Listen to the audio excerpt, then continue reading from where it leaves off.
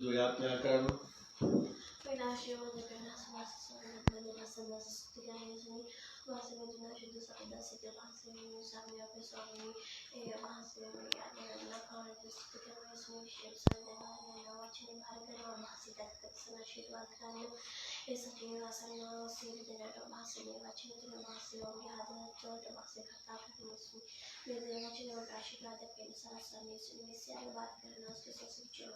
Amin, amin. Hodai deviyan වහන්සේට ප්‍රශංසා වේවා. අද දවසේදී අද දේවවචනය අසන්නව අපිත් එක්ක එකතු වෙලා ඉන්නව හැම කෙනෙක්ම යේසුස් ක්‍රිස්තුස් වහන්සේගේ නාමයෙන් ආදරෙන් සහ ගෞරවයෙන් පිළිගනු ලබනවා. අද දවසේදීත් මේ කොවිඩ් වෛරසය නිසා අපිට එකතු වෙන්න බැරුව තිබෙනවා. ඉතින් මේ හැම දෙයක්ම දෙවියන් වහන්සේ අපට උගන්වන්නා වූ එක පාඩමක් අපේ ජීවිත තනිව සකසාගත යුතුයි. ඒ සකසාගෙන සදාකාල ජීවනයට ඇතුල් වෙන්න යේසුස් වහන්සේ කොයි වෙලාවෙ පැමිණෙනවද කියන ඒකට සූදානම් වෙන පිණිස අපට මේ කාලය දී තිබෙනවා. ඒ නිසා මේ කාලය තුල අපි උපරිම විදියට සූදානම් වෙන පිණිස ස්වාමීන් වහන්සේ තුල අවංකව පස්තේලා හැරෙන පිණිස මේ කාලේ උපරිම ප්‍රයෝජන ගන්න ඔබගේ පුද්ගලික වැඩවලට මේ ඉරිදා දවසක් දෙන්නේ නැතුව ස්වාමීන් වහන්සේ තුල මේ කාලය ගත කරන්න ඔබ නිවෙස්වල ඉඳලා පුරුදු වෙන්න. හොඳයි අපි දෙවියන් වහන්සේ විසුද්ධ වචනය හෙබ්‍රේව් 4:14 සිට 16 දක්වා පද දෙකක් අපි බලන්න යනවා. එබැවින් නහස පසු කර කියා දෙවියන් වහන්සේගේ පුත්‍ර යේසුස් නම් මහා උත්තම පූජකයෙක් අපට සිටින නිසා අපේ ඇදහිල්ල තදින් අල්ලාගෙන සිටිමු. මක්නිසාද අපට සිටින්නේ අපේ දුර්වලකම් වලදී අපේ දුක මැදෙන උත්තම පූජකයෙක් නොව පව් කිරීමක් නැතුව සියලු ආකාරයෙන්ම අප වාගේ පරීක්ෂා කරනු ලැබූ උත්තම පූජකයෙක්ය. එබැවින් අපට දයාව ලැබෙන පිණිසද අපේ ඕනෑකම් වලදී අපට උපකාරයට අනුග්‍රහය සම්බ වෙන පිණිසද නිසත්කමින් කරුණාවේ සිංහාසනයට ළඟා වෙමු. ආමෙන්. සේවන්ත දේවදරුවනි ඔබටයි මටයි ඉන්නේ නිකන් පූජකයෙක් නෙවෙයි. ඒ පූජකයාණන් වහන්සේ උත්තම පූජකයෙක්. උත්තම පූජකයාණන් වහන්සේ අහස පසු කර ගියා වූ දෙවියන් වහන්සේගේ පුත්‍රෝ කියලා මෙතන කියනවා. අහස පසු කරගෙන ගියා වූ. ඇයි මේ අහස පසු කරගෙන ගියා වූ කියලා කියන්නේ? සේවන්ත දේවදරුවනි යේසුස් ක්‍රිස්තුස් වහන්සේ මනුකයක් රැගෙන මේ ලෝකෙට ආවා. ඇවිල්ලා ඔබගේ මගේ පාපයේ ශාපය වෙනුවෙන් ඔබයි මමයි විඳින්න ඕනි දඬුවම වෙනුවට ඔබයි මමයි සදාකාල නිරේට යන්න ඕනි කම තිබුණ වෙනුවට යේසුස් වහන්සේ ඔබයි මායි වෙනුවෙන් වද විඳලා ලැජ්ජ විඳලා ගුටි කාලා බර කුරුසියක් වැටි ගොල්ගොතා කන්දට අරන් ගිහිල්ලා ඔබගේ මගේ පාපේ ශාපේ කුලිය ගෙවලා මරණය ඒ කුරුසියේ මරණයට පත් වෙලා සදාකාල මරණයට යන්න ඕනි අපිව ඒ නිරයට ගිහිල්ලා සාතන්ගේ හිස පොඩි කරලා දින 3කින් නැවත නැගිට ඒ ජීවමාන යේසුස් ක්‍රිස්තුස් වහන්සේ ගැනයි මෙතන කියන්නේ. ඒ යේසුස් වහන්සේ මරණය පරාජය කරලා මේ ලෝකයෙන් නැවත තමන්ගේ ගෝලයන් සමග ජීවත් වෙලා අහස පසු කරගෙන ස්වර්ගයට ඔසවා ගත්තා වූ ඒ දෙවියන් වහන්සේ ගැනයි මෙතන කියන්නේ. අහස පසු කර ගිය වූ යේසුස් ක්‍රිස්තුස් වහන්සේ ගැනයි කියන්නේ. ඒ යේසුස් ක්‍රිස්තුස් වහන්සේ ඔබයි මායි වෙනුවෙන් පූජකයෙක් හැටියට සිටිනවා. බලන්න මේ දෙවියන් වහන්සේ කොච්චර යටත් වෙලා කොච්චර කීකරු වෙලා ඒක කියන්න බෑ වචන නැහැ. එච්චර නිහතමානී බවට පත් වුණා. කියනවා සියලු පූජකයන්ට වඩා උසස් වූ පූජකයා වන උත්තම පූජකයාණන් වහන්සේ බවට පත් වුණා. එවන් බලවත් දෙවි කෙනෙක් ඔබයි මායි සමග සිටින්නේ. එවන් ඒ බලවත් වූ දෙවියන් වහන්සේට ඔබයි මමයි දෙන කාලය කොහොමද? අද දවස සුදු සබත් දවස කියලා අපි හැමදාම අපි හැම වෙලේම කියනවා මේ ඉරිදා සබත් දවස කියලා. නමුත් මේ කොවිඩ්-19 නිසා මේ වසංගත තත්ත්ව නිසා අපිට සභාවට එකතු වෙන්න බැරි වුණා. මේ සුදු සබත් දවසමයි සෙනෙහවන්ත දේව දරුවනි. ඔබට පුළුවන් ඔබගේ නිවසේ පවුලක් හැටියට ඉඳගෙන নমස්කාර කරන්න. අද ඔබ පවුලක් හැටියට নমස්කාර කරනවද? සමහර අය එකට පවුලක් හැටියට নমස්කාර කරනවා ඇති. හැබැයි හිතින් ස්වාමින් වහන්සේගෙන් ඈත් වෙලා හොරකම බොරුව වංචාව ප්‍රෝඩාවත් එක්කයි ඔබ ගමන් කරන්නේ. සතුරා සමහරක් වෙලාවෙදී අපව මුලා කරනවා. ඔව් ඔබ නියම පවුලක්. ඔබ තරම් ස්වාමීන් වහන්සේට නම් වෙච්ච පවුලක් නැහැ. ඔබ ගෙදර ඉඳලා බලන්න දෙවියන් වහන්සේට নমස්කාර කරනවා. දේව වචනේ කියවනවා. අපි තමයි දේව වචනේ කියවනවත් ඇති. නිකන් කියවන්නම් වාලේ. නව කතා පොතක්, කෙටි කතා පොතක් කියවනවා වගේ ඔහි කියවනවා ඇති. ඒ වගේ අපි নমස්කාර කරන පුරුදු නිසා අපි নমස්කාරත් කරනවා ඇති පවුලක් හැටියට. හැබැයි අපේ හිත දෙවියන් වහන්සේ තුල කොහොමද තිබෙන්නේ? ඒ නිසා තමයි දේව වචනේ කියන්නේ මේ සෙනග ඔවුන්ගේ තොල් වලින් මට ගෞරව කරති, ඔවුන්ගේ සිත් මාගෙන් දුරය කියලා. සමහරට අපි හිතෙන් දුරස් වෙලා හිතේ බොරුව, වංචාව, ප්‍රෝධාව, හොරකමත් එක්ක සමහර ඔබ විට ඔබ ඇති. අපි මෙතනින් අද දවසේ අවංකව හැදෙමු. ඒ නිසා තමයි කියන්නේ නුඹේ මුළු ආත්මයෙන්ද, නුඹේ මුළු බුද්ධියෙන්ද, නුඹේ මුළු ශක්තියෙන්ද ස්වාමීන් වහන්සේව සොයන්න කියලා. අපි අතුලාන්තය අද වෙනස් කරගමු. ඇයි? අපි ළඟ ඉන්නේ මරණය පරාජය කරලා නැවත නැගිට අහස පසු කරගෙන ස්වර්ගයට නැග්ගා වූ ජීවමාන දෙවි කෙනෙක්, ජීවමාන උත්තම පූජකයෙක්. ඒ උත්තම පූජකයාණන් වහන්සේ නැවත එන්න යන ඔබවයි මාවයි කරගෙන යන්න. අහස පසු කර ගියා වගේම ඒ අහසට නැවත මධ්‍යම ආකාශයට ඇවිල්ලා අපිව ඔසව ගන්න යනවා ඒ දෙවියන් වහන්සේ. සෙනෙහවන්ත දේව දරුවනි, මේ දෙවියන් වහන්සේ ගැන අපි හිතන ක්‍රමය වැරදි. අපි හිතන්නේ ප්‍රශ්නයකදී අපිට උත්තර දෙයි. සමහර විට උත්තර දෙයිද දන්නේ නැහැ. මේ විදිහට සුළු කරලා තමයි හිතන්නේ. නමුත් ඔබයි මමයි අදහන ඒ උත්තම පූජකයාණන් වහන්සේ, ජීවමාන යේසුස් ක්‍රිස්තුස් වහන්සේ අහස පසු කරගෙන ගියා විතරක් නෙවෙයි, මරණය පරාජය කරව පමණක් නෙවෙයි, ඒ යේසුස් වහන්සේ නැවත එන්නේ ඔබයි මාවයි කරගෙන යන්න. ඒ යේසුස් වහන්සේ මේ ලෝකයේ මෞංකාරය කියන එක විතරක් මතක තියාගන්න. ත්‍රිඑක් දෙවියන් වහන්සේ කියන එක මතක තියාගන්න. ඒ ත්‍රිඑක් දෙවියන් වහන්සේ අප සමග ඉන්නවා කියන එක යොහන් සුභාරංචි 14:24 කියනවා. ඒත් එච්චර බලවත් දෙවි කෙනෙක් ඉඳලා අපි කොයි ආකාරයෙන්ද ජීවත් වෙන්නේ? කොයි ආකාරයෙන්ද අපි එතුමට ගෞරව කරන්නේ?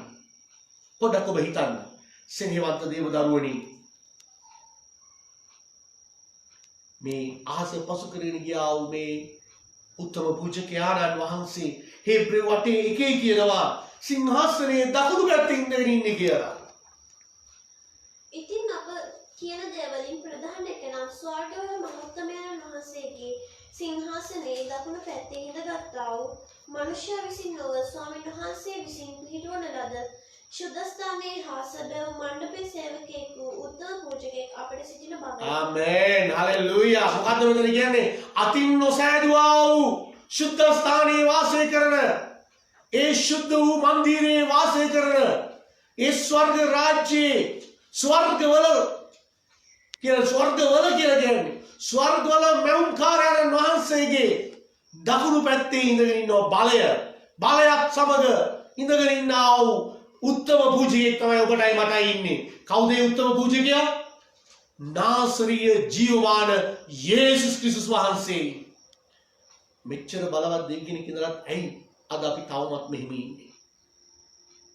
මෙච්චර බලවත්, මෙච්චර පුදුමාකාර දෙවියන් වහන්සේ, මෙච්චර ආශ්චර්යමත් දේ කරන දෙවියන් වහන්සේ, අපේ ජීවිත වෙනස් කරන දෙවියන් වහන්සේ, අපේ තලිච්ච පොඩි වෙච්ච සිත් සුව කරන දෙවියන් වහන්සේ, ගැලවුම්කාරයන් වහන්සේට සිටින මේ යේසුස් වහන්සේ අපි ළඟ ඉඳලා ඇයි අද අපි තවමත් මේ විදියට ඉන්නේ?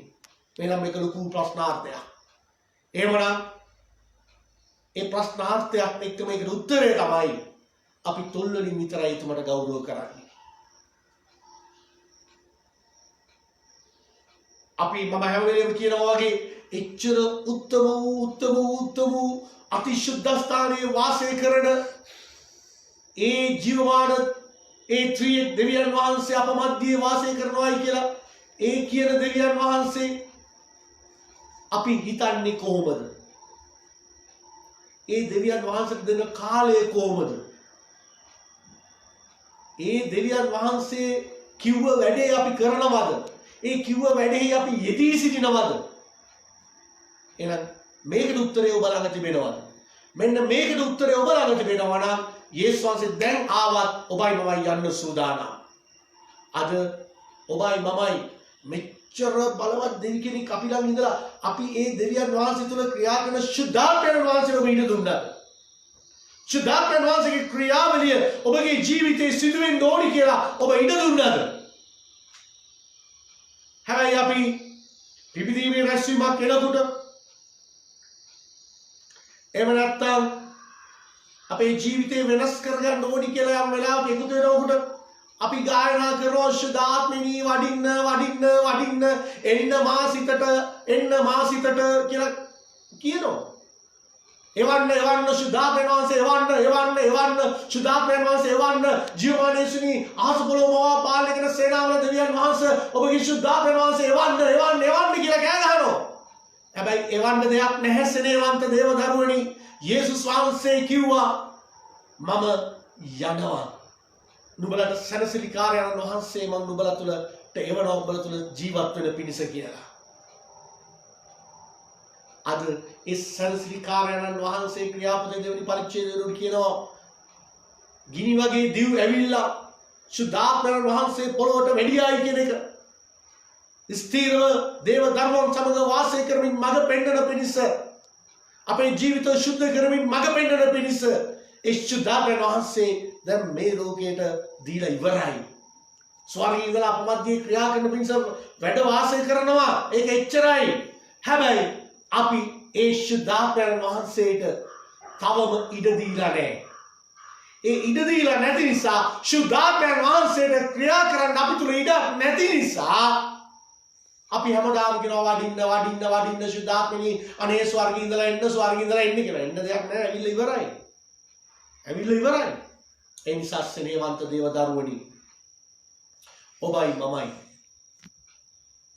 සුද්ධාත්ම ක්‍රියාවලියට යටත් වෙන පිණිස කීකරු වෙන පිණිස අපි සූදානම් වෙමු. සමහරක් වෙලාවට කියනවා නේ සාතන්ගේ ක්‍රියාවලිය කියලා. නමුත් සාතන්ගේ ක්‍රියාවලිය නෙවෙයි. අපි සමහරක් වෙලාවට ජන්මෙන් ආපු අපේ පුරුදු තියෙනවා. එහෙම නැත්නම් අපි මේ ලෝකෙට ආවට පස්සේ පුරුදු වෙච්ච පුරුදු පුහුණු වීම තිබෙනවා. ඒ පුරුදු පුහුණු වීම තමයි පාපයක් බවට පත් වෙන්නේ. ඒ නිසා ඔබ කියන්න යේසුනි මා තුල යම් වැරදි පුරුදු පුහුණු වීම තිබෙනවද? යම් වැරදි සිතුම් පැතුම් මා තුල ක්‍රියා කරමින් සිටිනවද? ඒ සියල්ල යේසුස් වහන්සේගේ ලේ වලින් සෝදලා මා තුල ක්‍රියා කරන මගේ දුර්වලකම අයින් කරන්න කියලා ඔබ කියන්න. එවිට ඒ යේසුස් වහන්සේ ඔබයි මායි තුල ක්‍රියා කරන්න බලාගෙන ඉන්නවා. සෙනෙහවන්ත දේව දරුවනි හෙබ්‍රේයු 9:24 මොකද්ද කියන්නේ? මග්නිසාද ක්‍රිස්තුස් වහන්සේ සැබෑ ශුද්ධස්ථානයේ ආදර්ශ නොව අතින් සැදූ ශුද්ධස්ථානයකට නොව අපුදෙසා දෙවියන් වහන්සේගේ අභිමුඛයේ දැන් පෙනී සිටින පිණිස ස්වර්ගයටම ඇතුල් වූසේක. එහෙනම් මේ ආස පසු කරගෙන ගියා කියන්නේ මොකද්ද?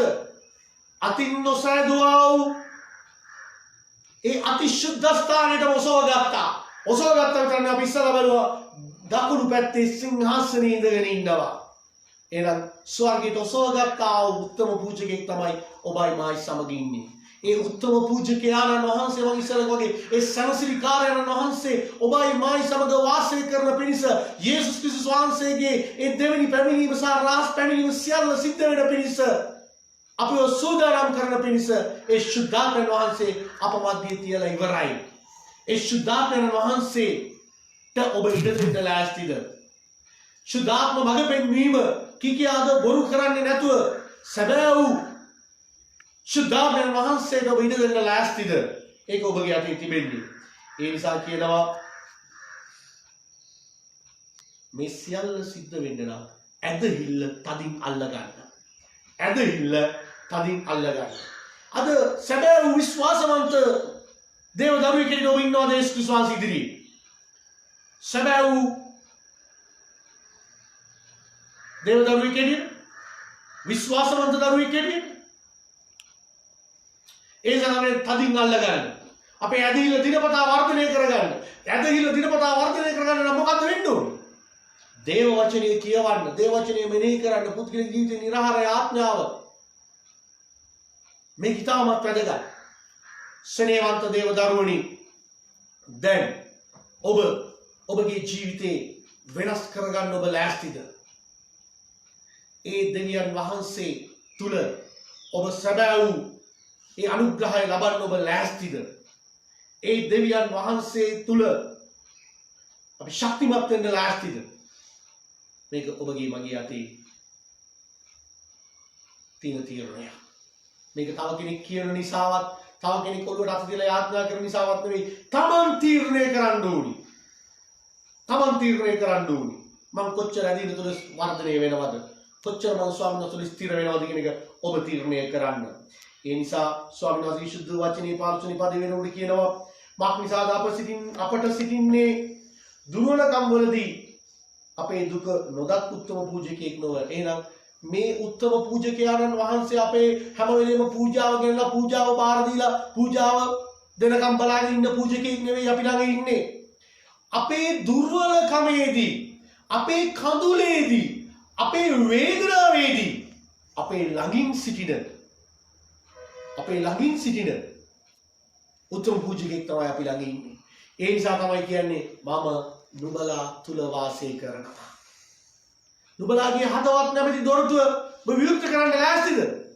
මම දොර ළඟ ඉඳලා තට්ටු කරනවා. උඹලාගේ හදවත විවෘත කරලා මට එන්න උඹලාගේ හිතේ ඉඩ තියෙනවද? මෙන්න මේක තමයි යේසුස් වහන්සේ මේ උත්තම පූජකයන් වහන්සේ අපෙන් අහන්නේ. අපේ හදවතේ ඉඩ තියෙනවද? අද අපේ හදවතේ ඉඩ නැති වෙන්න ප්‍රධානම හේතුව මම ඉස්සෙල්ලා කිව්වා වගේ ඊර්ෂ්‍යාව, වෛරය, ක්‍රෝධය, තිත්තකම, වහල්කම, පුද්ගලික බැඳීම්, මෙන්න මේවා නිසා මේ ශුද්ධාත්මයන් වහන්සේ මේ යේසුස් ක්‍රිස්තුස් වහන්සේට අපි තුල රජකම් කරන්න බැරුව තිබෙනවා. නුඹලා මාගේ මාලිගාවය, මා වාසය කරන මාලිගාව නම් නුඹලාය. මෙවැනි කියන්නේ ඉතින් මේ මාලිගාව තුල යේසුස් වහන්සේ අද නැහැ. ඇයි? යේසුස් වහන්සේ දුක් වෙනවා. මම මෙච්චර හදවත් නැමෙයි දොරටුවට තට්ටු කරනවා. මම මෙච්චර මේ වචනෙන් කතා කරනවා. ඒත් ඇයි උඹලා මේ හදවත් නැමෙයි දොරටුව මට විවෘත කරන්නේ නැත්තේ? මගේ පාලනය යටතට එන්නේ නැත්තේ ඇයි? එදා අපි දකිනවා සාවුල් තුලින් ඒ සෙනග මනුෂ්‍ය නායකයෙක් ඕනි කියලා කිව්වා.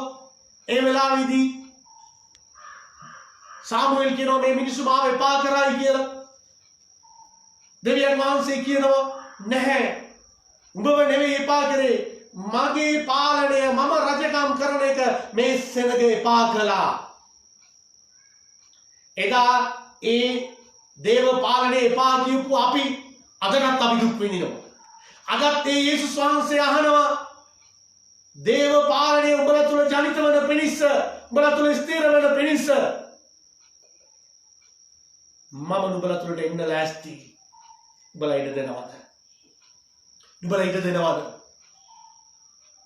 ස්නේහවන්ත දේව දරුවනි, මේ වචනේ අහන්නා වූ හැම කෙනෙක්ම පොඩ්ඩක් ඔබ හිතලා බලන්න. මම දේව පාලනය යටතට එනවද? ඒ අහස පසු කර ගියා උත්තම පූජකයන්න් වහන්සේට මම ඉඩ දෙනවද? මාගේ දුර්වලකම හදන පිණිස, මාගේ කඳුල පියදයන පිණිස මම ඒ උත්තම පූජකු යේසුස් ක්‍රිස්තුස් වහන්සේට ඉඩ දෙනවද? ඉඩ දීලා ඒ උත්තම පූජකයන්න් වහන්සේ වාසය කරන ශුද්ධ මාලිගාවට මම වෙනස් වෙනවද? ඒ ශුද්ධ පූජාසනය බවට මම පත් වෙනවද? ඒ ශුද්ධ පූජාසනය මමයි කියන තැනට ඔබ ඉන්න ලෑස්තිද?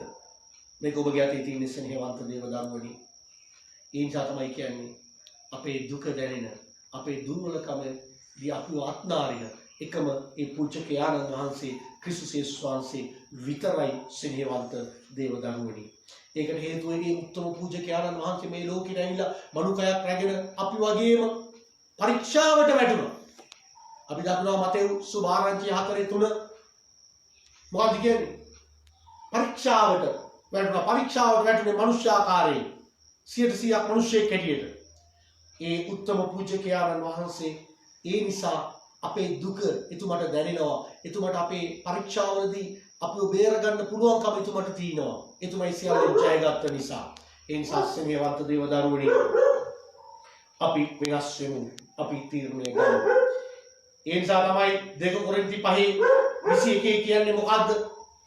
පාපයක් නැතුව එතුමා පාපයක් බවට පත් වුණා. අප උන්වහන්සේ තුළ දෙවියන් වහන්සේගේ ධර්මිෂ්ඨකම වන පිණිස පාපයක් නොදත්තා වූ උන්වහන්සේ අප වෙනුවෙන් පාපය වෙන්න දෙවියන් වහන්සේ සැලසුම් කළා. මොකද්ද කියන්නේ? උන්වහන්සේ පාපයක් වුණා අපි වෙනුවෙන්. උන්වහන්සේ පාපය කියන එක දන්නෙත් නෑ. පාපය කියන එක මොකද්ද කියලාවත් එයාගේ ජීවිතේ එයා දැකලා නෑ. නමුත් අපි වෙනුවෙන් එයා පාපයක් බවට පත් වුණා. මේවන් උත්තම පූජකෙක්, මේවන් සැබෑ එඬිරෙක් අපිත් එක්ක ඉන්නේ.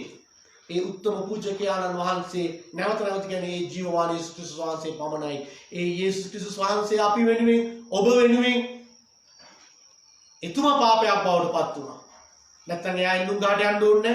එයා මොනවද කරේ? අපේ පාපේ ශාපේ කුලිය ගෙවන්න එයා ඉන්නුම් ගාට ගියා. අපිට සදාකාල ජීවනය උරුම කර දෙන්න සාතන්ගේ හිස පොඩි කරලා පාතාලයේ බලය බිඳ දාලා දින 3කින් නැවත නැගිට යේසුස් වහන්සේ සහ ආස පසු කරගෙන ගිහිල්ලා ස්වර්ග රාජ්‍යයේ දකුණු පැත්තේ ඉඳගෙන ඉන්නා වූ සේනාවල දෙවියන් වහන්සේ අපි ළඟ ඉන්නේ. එවන් බලවත් දෙවි කෙනෙක් අපි ළඟ ඉඳලා ඇයි අපි පරාජිතයෝ වගේ ඉන්නේ? ඇයි අපිට වෙනස් වෙන්න බැරුව තිබෙන්නේ? අපිට වෙනස් වෙන්න බැරුව තිබෙන්නේ අපේ තියෙන උද්දච්චකම, අපේ තියෙන අහංකාරකම, අපේ තියෙන මේ ලෝකේ තියෙන නිලය, අපේ මේ ලෝකේ තියෙන බලය, අපේ මේ ලෝකේ තියෙන ශක්තිය ගැන හිතලා අපි ඒ සේනාවල දෙවියන් වහන්සේට ඉඩ දෙන්නේ නැතුව සිටිනවා. සුදාත්මයන් වහන්සේගේ ක්‍රියාවලියට ඉඩ දෙන්නේ නැතුව සිටිනවා. ඒ නිසා තමයි මේ සර්වබලධාරී දෙවියන් වහන්සේ, සර්ව බල උත්තම පූජකයන් වහන්සේගේ ජීවමාන බලය අපිට අත්දකින්න බැරුව තිබෙන්නේ. මෙන්න මේ නිසයි ස්නේහවන්ත දේව දරුවනි. ඒ නිසා එතුමාගේ කරුණාව සදාකාලයෙන් සදාකාල නැවතත් කියනවා 10 වෙනි පදයේ වෙනුවට කියනවා එබැවින් අපට දයාව ලැබෙන පිණිස අපේ ඕනෑකම් වලදී අපට උපකාරයට අනුග්‍රහය සම්බන්ධව කියලා මෙතන දිගට කියනවා. එහෙනම් අපිට අපේ ඕනෑකම් වලදී අපිට උදව් උපකාර කරන. දැන් මේ කාලේදී අපි බොහෝ දෙනෙකුට රස්සාවක් නැහැ, බොහෝ දෙනෙකුට කොහොම කනවද බොනවද කියලා දන්නේ නැහැ මේ කොවිඩ් එකත් එක්ක. නමුත් ක්‍රිස්තුස් වහන්සේ තුල ඉන්න දරුවනි ඔබ එක දවසකවත් බඩගින්නේ හිටියද? කොහොම එනවද කවුරු දෙනවද කියන එක දන්නේ නැහැ. නමුත් ස්වාමීන් වහන්සේගේ සැපීම හරි පුදුමාකාරයි. එහෙනම් අපේ ඕනෑ උපාකම් වලදී එතුමා අපිට සපයන දෙවියන් වහන්සේද නැද්ද? මම හැමලෙම කියන දෙයක් තමයි කපුට තුලින් මස් දුන්න දෙවියන් වහන්සේ අද ජීවමානයි. ස්නේහවන්ත දේව දරුවනි, ඒ දෙවියන් වහන්සේගේ බලය අපි මේ කාලේ අත්දකිමු. ඔබ නිවෙස් වලට තියලා තින්නේ නිකන් නෙවෙයි. එකක් ඔබ දුවලා එකක් ශරීරාකාරයෙන් ඔබ විඩාවටපත් වෙලා ඔබගේ ශරීරයට නිදහසක් ලැබෙන පිණිස, මානසික සුවය ලැබෙන පිණිස සහ ආත්මික නිදහස් ගැලවීම ලබන පිණිස. ඒ මේ ආත්මික නිදහස් ගැලවීම කියන්නේ අපි නිකන් ආත්මිකව නිකන් සභාවට එනවා, මරණොත් පාස් ඇවිල්ලා වලදාන එකක් නැහැ. ඒ නිසා අපි සභාවට එන්න ඕනි. ඒ නිසා මගුලක් කරලා දෙන්නේ නැහැ. මොකක් පුරුෂයෙක් තිබ්බොත් අපේ ගෙදර ඇවිල්ලා යාඥා කරන්නේ. ඒ නිසා ඒක වැඩක් නැහැ. ඔබ දැන් තීරණය කරන්න මම සැබවින්ම ක්‍රිස්තුස් වහන්සේ තුල ස්ථිර ඇදහිලිවන්තයෙක් බවට පත් වෙනවා. ඒක තමයි ඉස්සර අපි ඇදහිලි තුල ස්ථිර වෙන්න. ඒක තදින් අල්ලගන්න. මම අද ඉඳලා මම අවංකවම මට සුදු සබත් දවසට දේව දරුවොත් එක්ක සහභාගීකම පවත්වන්න බැරි වුණත්, එකට එකතු වෙන්න බැරි වුණත් මම අද නිවසේ ඉඳලා පවුලක් හැටියට ක්‍රිස්තුස් වහන්සේ තුල මම වෙනස් වෙනවා. මම මගේ පවුල තුල මේ පිබිදීම මම ඇති කර ගන්නවා. එතකොට සභාව නැවත පටන් ගන්න වෙලාවේදී ඔබට සභාවට එන්න කියන්න ඕනේ නැහැ. ඔබ සභාව හොයාගෙන එයි. සමහරක් අය නම් කියනවා ඉරිදා දවස හොඳයි සභාව නැති එක අපිට වැඩියෙන් තව වැඩ ටිකක් කරගන්න පුළුවන්. කමක් නැහැ වැඩ ටික කරගෙන යන්න. වැඩියෙන් මේ දවසට හම්බ කරන්න. සමහරක් අය මොකද කරන්නේ ඉරිදා දවස දැන් සබත් දවසට එන්න බැරි නිසා මොන හරි පාස් එකක් හදාගෙන එළවලු විකුණන්න හරි මොන හරි බඩු අදින්න හරි මොකක් හරි දෙයක් හදාගෙන දැන් සල්ලි හම්බ කරන්න හදනවා. මේ දවසත් අපි ඉස්සරත් සබත් දවස හොරකම් කරා. දැනුත් පවුලක් හැටියට ස්වාමීන් වහන්සේ වෙනස් වෙන්න තියෙන කාලේ අපි නැති කරගෙන අපි එදත් හම්බ කරන්න අපි පටන් ගන්න තිබෙනවා. කමක් නැහැ ඔබ යන්න. ඔබ යන ගමන යන්න. හැබැයි ඔබ යන ගමනේදී සදාකාල ජීවනයේ නැති කරගන්නේ පහස්සිනේ වන්ත දේව දරුවනි. ඔබ තීරණය කරන්න මම අද ඉඳලා පවුලක් හිටිය ස්වාමීන් වහන්සේත් එක්ක මම කාලය ගත කරනවා. එපිස 3:12 කියනවා ක්‍රිස්තුස් වහන්සේ තුල අපේ ඇදහිල්ල කරුණු කොටගෙන ක්‍රිස්තුස් වහන්සේ තුල අපේ ඇදහිල්ල කරුණු කොටගෙන නිර්භීතකම සැක නැතුව ලං වෙන්න පුළුවන්කම උන්වහන්සේ තුල අපට තිබේ. උන්වහන්සේ තුල අපට තිබේ. එහෙනම් අපේ දෙවියන් වහන්සේට අපි ලං වෙනකොට එතුමාට ලං වෙන්න කිසිම සැකයක් නැතුව කිසිම බාධාවක් නැතුව අපිට පුළුවන් එතුමාට ලං වෙන්න. ඉතින් අපිට ඕනි දේව අභිමුඛයට ලං වෙන්න. දේව මග්බියුකට ඇතුල් වෙන්න. එහෙමනම් සෙනෙහවන්ත දේව දරුවනි මේ උත්තම පූජකයාණන් වහන්සේ මේ ලෝකයේ සාමාන්‍ය උත්තම පූජකයෙක් ළඟට ලං වෙන්නවත් බෑ. වැඩි ඕනේ සමහරක් වෙලාවට හොඳ බලවත් ලෙස පාවිච්චි කරනවායි කියන හිතන පාස්ටර් කෙනෙක් ළඟට යන්න අපොයින්ට්මන්ට් එකක් දාගන්න ඕනි. එහෙම නැත්නම් මැජික් කාරයෙක් ළඟට කිතුණු මැජික් කාරයෝ ඉන්නවා. ඒ කිතුණු මැජික් කාරයෝ ළඟට යන්න අපොයින්ට්මන්ට් දාගන්න ඕනි. සමහරක් අයට ඒ අපොයින්ට්මන්ට් එක දාගන්නව විතරක් නෙවෙයි වෙනම පඳුරක් තියන්න ඕනි. වෙනම පූජාසනයක් හදලා තියෙනවා පඳුර තියන්න. මෙවන් කාලයක මේ අහස පොළව මවා පාලගෙන සේනාවල දෙවියන් වහන්සේ කියනවා මම උත්තර පූජකයෙක් හැටියට මම නුඹලා ළඟට ආවා. උඹලට ඕනි වෙලාවක මල් ළඟට ලං වෙන්න පුළුවන්. ඔබට නිර්භීතකමේ ආත්මය තිබෙන්නේ. බලයේ ආත්මය තිබෙන්නේ. ඕනි වෙලාවකට මම මෙතන ලං වෙන්න පුළුවන්. ඕනි වෙලාවක මගෙත් එක්ක කතා කරන්න පුළුවන්. එහෙනම් බොරු බයිලා ගහන බොරුවට උද්දච්චකමින් ඉන්න මම විශාල සභාවක පාස්ටර් කෙනෙක් එනම විශාල සභාවක ඇතිහිවන්තයෙක් කියලා ඔබ උඩුකමින් ඉන්නවා නම් ඒ උඩුකම දැන් නැති කරගන්න මෙන්න අවස්ථාව. මේ උතුම් පූජකයාණන් වහන්සේ කියනවා මම ළඟට ඕනිම වෙලාවක ලං වෙන්න පුළුවන්. මම ඔබට නිර්භීතකමේ සහ නිදහස්කමේ ආත්මයේ බලයේ ආත්මයේ දීලා තියෙන්නේ. එවන් ජීවමාන දෙවි කෙනෙක් ඔබයි මායි සමග සිටින්නේ. ඒ දෙවියන් වහන්සේට අපි නැගිටලා අපි කියමු ස්වාමීන් වහන්සේ මෙච්චර බලවත් උත්තම පූජකයෙක්, ඔබ වහන්සේ මෙච්චර බලවත් ජීවමාන දෙවි කෙනෙක්, ඔබ වහන්සේ මෙච්චර බලවත් ආස පොළොව මවා පාලන සේනාවල දෙවියන් වහන්සේ මගෙත් එක්ක ඉන්නවයි කියන එක මට දැනෙන්නේ නැතුව හැඟෙන්නේ නැතුව තිබෙනවා. ජේසුනි මට සමාව වෙන්න. දැන් මාව වෙනස් කරන්න. දැන් මාව වෙනස් කරන්න. දැන් මාව වෙනස් කරන්න. දැන් ඔබ වහන්සේ මා තුළ පුදුම දේ කරන්න. පුදුම හාස්කම කරන්න. නිසකකම, ස්ථීරකම, නිර්භීතකම මට දීලා ඔබ වහන්සේගේ අභිමුඛයට හැම වෙලෙම ලං වෙන්න මට උපකාර කරන්න. ඒ සඳහා ඔබ වහන්සේ මා තුළ රජකම් කරන්න. සුදාපිනිය වහන්සේ මට මඟ පෙන්වන්න. මා තුළ ක්‍රියා කරන වහල්කම, දුර්වලකම ඉවත් කරන්න. ඔබ වහන්සේගේ දිව්‍යමය ජයග්‍රහණය මා තුළ ඇති වෙන පිණිස දැන් මාව වෙනස් කරන්න කියලා ඔබ කියන්න යේසුස් වහන්සේට. ඔබ කියන්න. ඔබගේ අවස්ථාව. කවුරු කියන නිසා කරන්න එපා. කවුරු කියන නිසා කරොත් අපි හැමදාම පරාජිතයෝ. ඒ නිසා ඔබම හිතලා ස්වාමීන් වහන්සේ ඉදිරියේ ඔබ වෙනස් වෙන්න.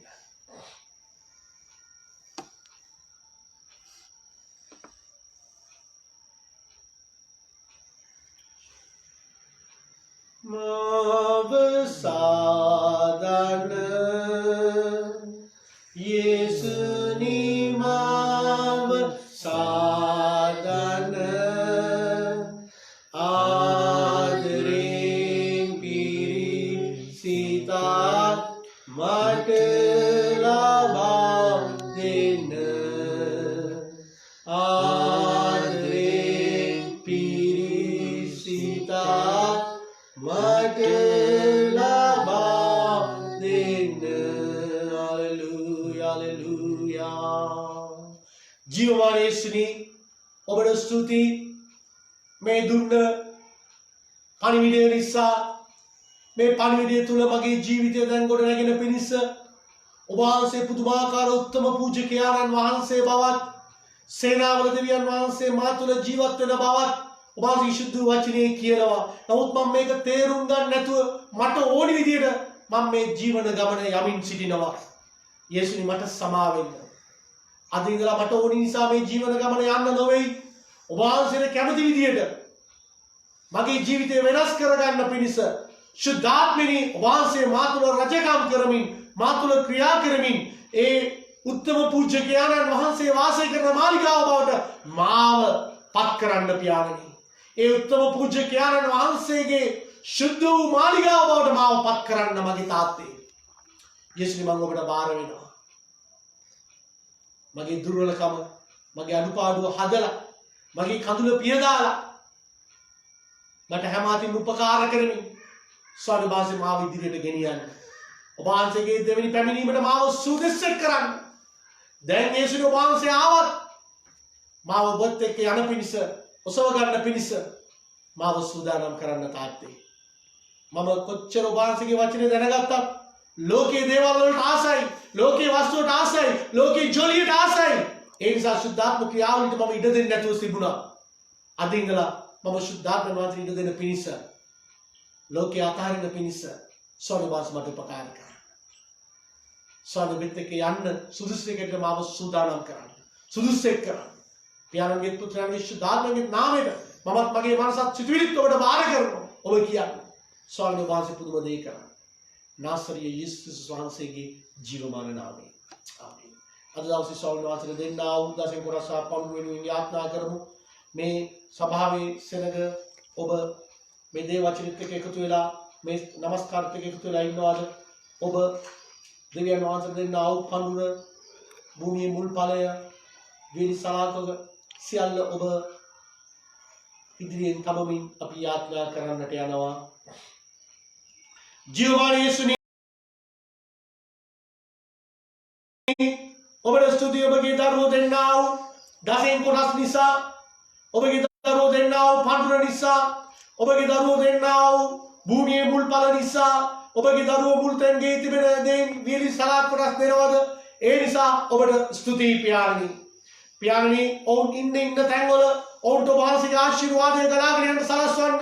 ඔවුන් ඉන්න තැන්වල ඔවුන්ගේ වැහිලා තියෙන ආදායම් මාර්ග දොරවල් විවෘත වෙන්න සලස්වමින් මේ කාලයේදී ඔබ වහන්සේගේ ජීවමාන බලය පුදුමාකාර විදිහට දකින්න ඔබ වහන්සේට උපකාර කරන්න. ඒ ලැබෙන සෑම ද්‍රව්‍යයක් මුදලක්ම දේව රාජ්‍ය ධර්මස්ථාන ස්වයන් යොදාගන්න සභාවට ඔබ වහන්සේ උපකාර කරන්න. මේ හැම දෙයක් වහන්සේ මුලින්ම බාර කරනවා. නාසරිය යේසුස් ක්‍රිස්තුස් වහන්සේගේ ජීවමාන නාමයෙන්.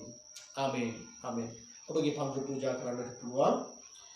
ස්වාමීන් වහන්සේ ඔබට ආශිර්වාද කරන ආරක්ෂා කරන සේක්වා. ආමේන්. ස්වාමීන් වහන්සේ සුගිය මුණ නුඹ කෙරේ බබලා නුඹට කරුණා කරන සේක්වා. ආමේන්. ස්වාමීන් වහන්සේ සුගිය මුණ නුඹ කෙරේ ඔසවා නුඹට සමාදානය දෙන සේක්වා. ආමේන්.